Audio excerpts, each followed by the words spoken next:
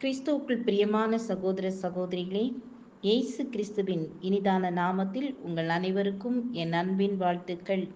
இன்றைய தினம் உங்களுக்காக கொடுக்கப்பட்ட வேத வசனம் தீத்து 1 13, 14 வசனங்கள். அவர்கள் யூதருடைய கட்டுக்கதைகளுக்கும் சத்தியத்தை விட்டு விலகுகிற மனுஷருடைய கற்பனைகளுக்கும் செவிகொடாமல் விசுவாசத்திலே ஆரோக்கியமுள்ளவர்களாய் இருக்கும்படி நீ அவர்களை கண்டிப்பாய் கடிந்துகொள். ஒரு ஞாயிறு ஆராதனையில் மூடி பிரசங்கியார் செய்தி கொடுக்க ஒப்புக்கொண்டிருந்தார். முந்திய நாள் மாலை அந்த சபையின் வயோதிப குரு மூடியை பார்த்து, மிஸ்டர் மூடி, நீர் அதிக கண்டிப்பாக செய்தி கொடுப்பீராம். அப்படிப்பட்ட பிரசங்கத்தை என் சபை மக்கள் தாங்கிக் கொள்ள மாட்டார்கள். இதமான பிரசங்கம் செய்தே காலம் கடத்திவிட்டேன். எனவே நீர் நாளை வர வேண்டாம் என்றார். உடனே மூடி சொன்னார், நான் தான் நாளை பிரசங்கம் செய்வேன். எனது செய்தியினால் யாருக்காவது வேதனை உண்டாகுமானால் அதற்கு நானே பொறுப்பு என்று சொல்லி சென்றுவிட்டார். மூடி ஆவியில் அனல் கொண்டு பேசினார். மிக கண்டிப்பாக உணர்த்தி பேசினார். உருவ குத்தும்படியாக கருக்கான பட்டய பகுதிகளை எடுத்து வீசினார்.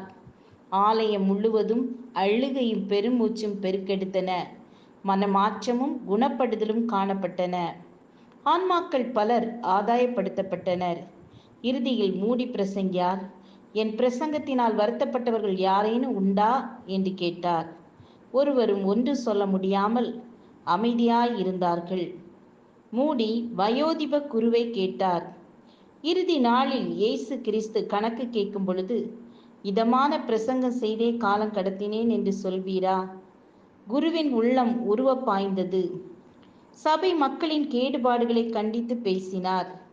சபை மக்களிடையே சமத்துவ உணர்வும் உயர் பண்பும் ஏற்பட ஆணித்தரமாக முகத்தாட்சணியமின்றி பேச கற்றுக்கொண்டார்.